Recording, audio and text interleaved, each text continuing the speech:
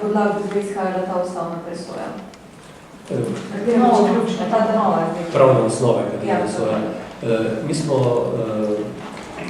že v času, ko je se zakon sprejemal, pridobili pravno mnenje prvo okvirno dr. Keršmana, ki je povedal, na katerih točkah vidimo neustavnost tega zakona.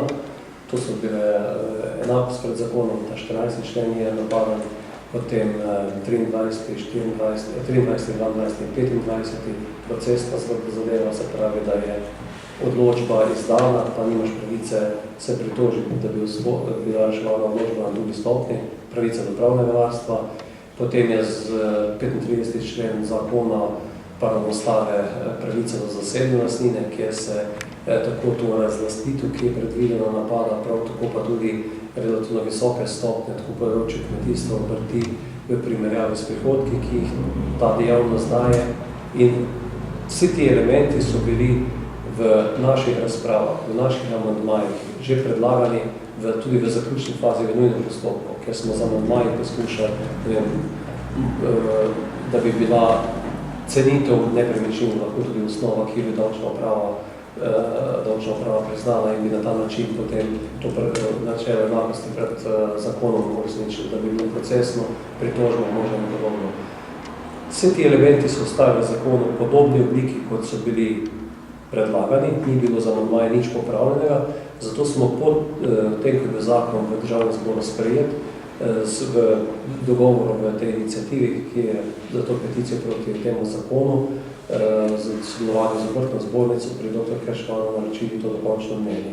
In on je potem to mnenje razdelil še dokončno in to mnenje je bilo osnova za pripravo te ustavne presoje. Kolegi so iz SDS, ki so prvo presojo dali, je bilo delno povzeta ta izhodišča, ki so v tem prvem mnenju podana. V nadaljevanju sem že bil, da je bilo dokončno mnenje, ki je zdaj povzeto. Povzete so pa tudi nova določila, ki so bila pripravljena v okviru Združenja občin Slovenije in še tretje poglavje, kjer se za področje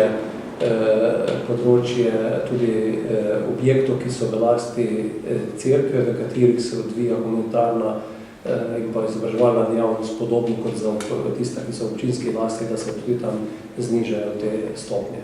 To je zdaj v bistvu in na tej osnovi je potem bila pripravljena ta presoja, ki jo je zahteva za ustavno presojo, ki je vložilo združenje, ker pa je združenje omejeno in je osnovne davčne osnove postopkov pa lokalne samouprave in to je en sklop, ki je šel v petek na ustavno sodišče.